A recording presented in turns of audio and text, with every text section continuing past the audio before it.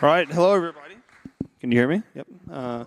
It's great to be here again, another Avalanche Summit. Great to see everybody. I have great guests here for everybody today, and we have some exciting stuff to talk about. So I want to first just introduce myself. I'm the Chief Strategy Officer here at Avalabs. Been with the company for 4 years. I have my partner in crime, John Nahas, here as well, who you've probably heard too much of the past few days.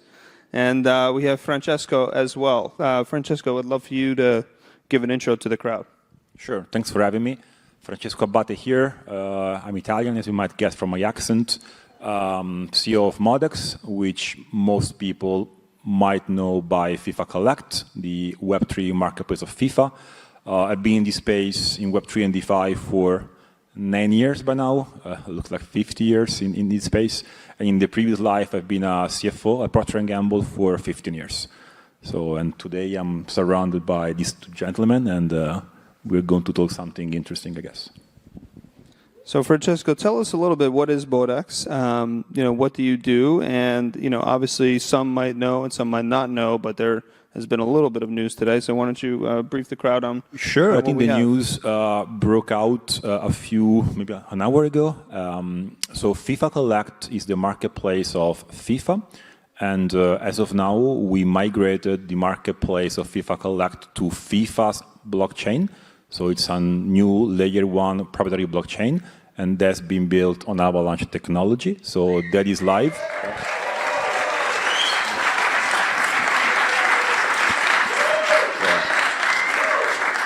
There have been many speculations on this in the last few weeks. We saw every possible gossip and rumor because we announced the migration to an EVM-compatible chain, I think 3 weeks ago. And today we can say that's built on Avalanche Layer 1.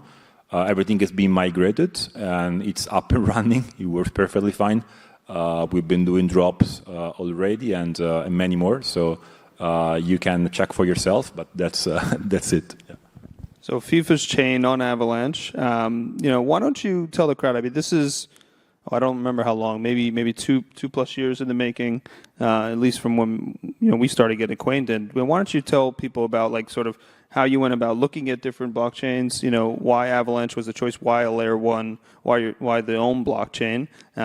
This way, could people get a sense of sort of how you went about the due diligence process? Sure. Indeed, it's been in the making for a couple of years. We took over the management of the FIFA's marketplace, FIFA Collect, I think at the end of 23. And even before this, we've been starting to discuss with FIFA how a proprietary blockchain would make so much more sense given specific goals of FIFA related to fans engagement and much more, which could be best done on a proprietary blockchain. And the analysis took us many, many months. This has been approached in a very thorough way.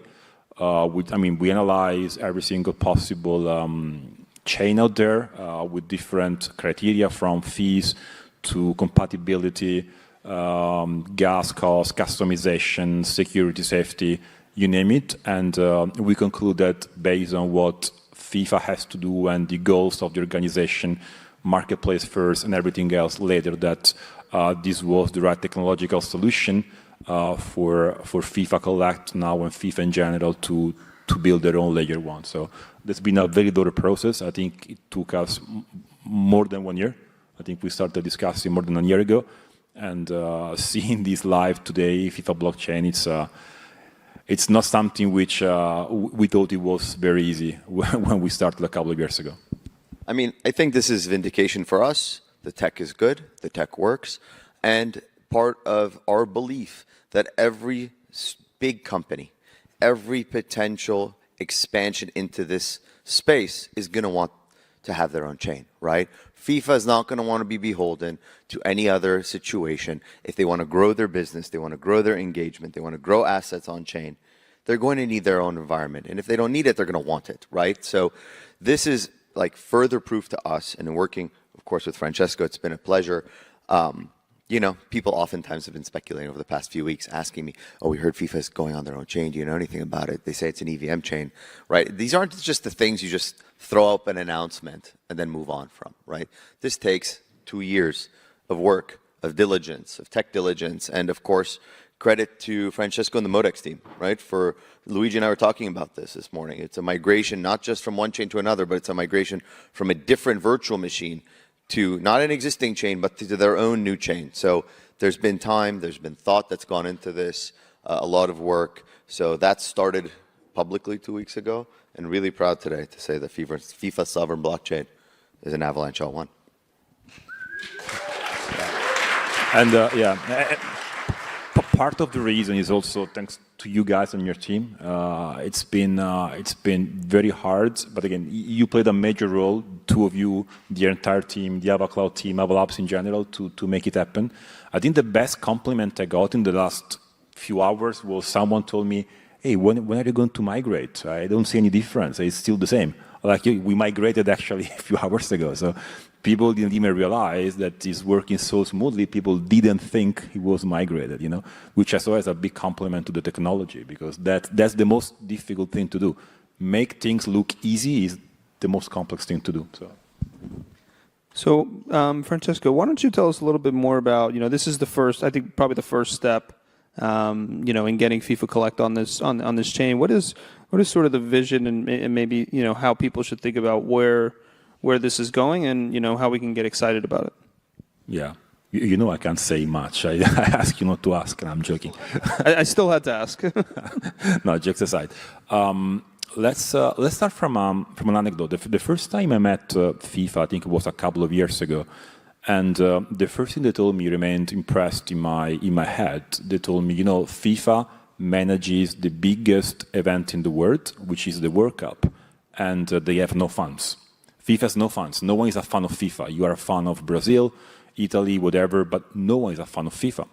So this started as a way for FIFA to engage fans in a way which goes beyond the World Cup, which can be done ongoing, and then make people want to connect with FIFA. Okay, so that's been the most important point. Engagement of fans is the goal, and blockchain technology is a mean to an end. That's how it started. Okay, and that's why we started with FIFA Collect. That's a platform where you can buy the best moment in the sport history, the best goals, the best memories of your life. Many people always think about World Cups and remember who they were with, where they were. It's something which is very, very important for people. You know, and our community is not done by young people. They are 30 to 50 years old people who links World Cup to memories, okay? And therefore, in the sense, Web3 is a way to bring back memories and engage. That's how we started. We then started doing more things on FIFA Collect, and if you're a user, you might know that you can buy on FIFA Collect today already Club World Cup tickets. There's a competition that's going to be hosted for the first time in US in a few weeks, so you can see that on chain. We created with FIFA something which did not exist before, which is a right to buy the World Cup ticket. So you have NFTs which give you the right, guaranteed right to buy a World Cup ticket in the future, which is something for which people will kill for. You know, it's extremely difficult to be able to buy a World Cup ticket, no matter for which match. And now everything is on chain, fully transparent, no ballot, no lottery. Everything is fully tracked. So these are the first very important use cases. There are, of course, multiple reasons and multiple big ideas which FIFA has and for which FIFA blockchain might be a good solution. We are not ready to share more, but of course, that's an important decision. That's a massive investment and a massive decision to do such a thing, and therefore there might be more use cases to be unveiled one day, let's say. I'll just say, I think you mentioned something that's important, right? You said nobody's a fan of FIFA, but FIFA is an organization with, of course, a lot of clubs, right? And a lot of participating teams that compete against each other under the FIFA umbrella. I'd like to take this analogy in a different direction, give you guys some ways to think about this. Think of Avalanche as like the FIFA organization, whereas those clubs compete, our clubs, meaning our applications, our chains, collaborate, right? So as FIFA has built an amazing ecosystem and fandom, this community in the same way is building amazing use cases that will collaborate and hopefully work with Francesco and support him as well and bring great use cases on chain. So Francesco, a lot of these chains, these enterprise chains that have launched historically have been like, 5 nodes, very permissioned environments. I heard the word sovereign a few different times. Tell us a little bit how you think about, the structure of the chain. I know this might evolve over time, but I believe as of today, there's like 37 nodes or something of that nature. Maybe I have that number wrong, but I want to kind of hear a little bit about how you think about the sovereignty. We care for this a lot. And, FIFA at the end is a worldwide organization, agnostic to any specific country or club and so on. So we are trying to apply the same spirit also in the FIFA blockchain. At launch, a few hours ago, we had already 20 nodes up and running, distributed across every region from, I think we have Brazil, South Africa, US, Canada, France, Indonesia, a bit everywhere. Some of them are hosted by AvaCloud, I think 5 of them, if not mistaken. And then there are 15, 20 more run by different providers, completely in a decentralized way. That's something which we care very much about. The idea one day will be to go into the 100 of nodes, and ideally one day every single federation will be able to run a node and really be distributed. So that is the vision.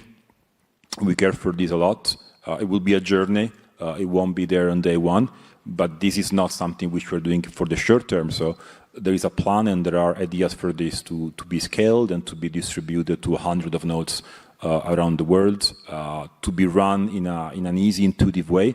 It shouldn't be cumbersome for people. We don't want people to be IT expert in order to do this. So we'll also work together to find ways to make it simple for users, federation, clubs one day to be able to run a FIFA blockchain node. That's very important. I've heard you mention AvaCloud a couple of times, and again, you're technically at the forefront building great things. But whether it's FIFA or many others, I would like to just take a second and give a show of gratitude to the silent heroes that behind the scenes oftentimes are helping get this amazing stuff off the ground, particularly the AvaCloud team at Avalabs and the DevRel team that's working with you guys, but also with so many different projects. And I know we have Gelato joining the ecosystem and many others as well. These guys do the real work. We just get to get up here and have fun. Yeah, and to be fair, the reaction time of these guys is impressive, including Saturday afternoon, Sunday morning. You even called me on Sunday last week. It's incredible. I think we had a small potential issue on synchronization over the weekend. You call me in maybe half an hour. Everyone was on the phone, finding solutions, connecting more nodes providers. So the reaction time and the speed and the technical knowledge is very important. And when you work in an organization which is a non-technical organization, it's a sport organization in this case, although we are a tech company, it is very important to be able to count on such an SLA in a sense. It's something which people maybe don't see often. People only see the result. But to get the result, it takes a lot of collaboration, effort, and responsiveness on your side. So absolutely, the team is enthusiastic about this. Yeah, I mean, everybody talks about technology in the blockchain space, and it's obviously important. I think over time, those, different technologies, different chains, different stacks will converge, and sort of the winners and the folks that will emerge will be those that have built the best relationships. Take the customer experience very importantly. Pick up the phone quickly. No different than any other business out there, and we pride ourselves very much on being aggressive, working with different partners, and I think when it's mutual, that's when you really have a great relationship. So this is hopefully just the beginning of a very exciting journey together. I wanted to, and I know we have a few minutes left, but I did want to just make sure everybody understood exactly what can they do on the chain? What can they do in FIFA Collect? What should they be searching for and getting excited about in terms of the user experience? And as a user, everybody had cards when they were kids, if you're old like me. But what could people do on FIFA Collect today? I think you have different reasons and use cases, and we have also different user types of people who are our users. You have collectors, and you can get very important rare moments of World Cup magic and World Cup moments and and memorabilia, so it's kind of equivalent of physical cards, but of course as NFTs.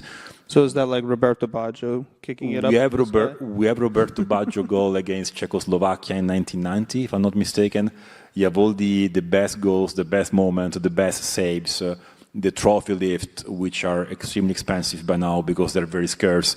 And everything works, as a normal NFT marketplace by rarity, by mint number, and therefore that is booming, and almost every price has been doubled or trebled in the last few weeks because there is a new inflow of users coming up. So that's the essence of the marketplace. But then we started adding more utility, and we have a lot of NFTs giving you access to experiences. There are Legends meet and greet, Legends games that you can join thanks to our collections. We have VIP cards giving you access to different features, experiences, discount or unique collections. We have the NFT representing right to buy World Cup tickets, so you can get a guaranteed seat for the World Cup. That's the only place in the world where you can find such a thing to be able to join and watch the World Cup 26. We are also having NFT ticketing representing the Club World Cup tickets. That's a new competition. It's going to be a big one starting in mid-June in US. All of this is available. And we also have one more leg, which we started a few months ago, because the intuition was, of course, FIFA manages the most important events in the world, but we don't want people to come every 4 years on the marketplace, for a World Cup. And then we realized that you didn't have today a place where all the clubs in the world can join and do their Web3 activations. You have amazing companies doing different things at club level, but we thought under the FIFA umbrella, we would be best positioned to then have every club in the world join and do their Web3 activation for the clubs. And since then, I think we have already 16 clubs on the platform, Botafogo, Fluminense, Genoa in Italy, Al Hilal, Al Ahly in Egypt. So we have made very important clubs who joined, and they're doing their jobs for the users. They're all sold out, they're all coming, and it's all about the local best moment, legends, memories. So we are becoming a marketplace where all the clubs can join and all the fans are with the clubs, not with FIFA as we discussed, right? So that's making us grow a lot when it comes to users, fans, and adoption.